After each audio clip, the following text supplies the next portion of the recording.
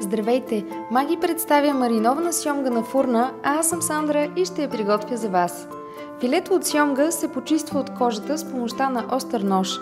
Най-лесно това се прави, като рибата се постави върху твърда повърхност с кожата надолу и месото се издърпва, докато ножът е плътно над кожата.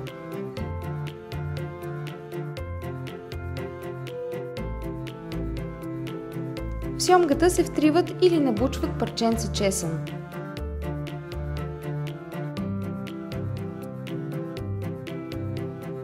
В купа се смесват унисосът,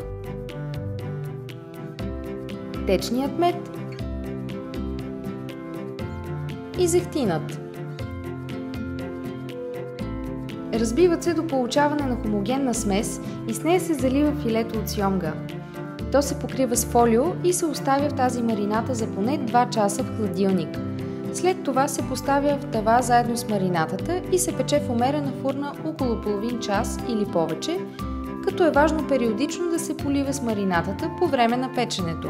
Маринованата сьомга е удивителна на вкус и се сервира гореща, като по желание може да се украси с стръкчета пресен розмарин или резени лимон. Маги ви пожелава добър апетит!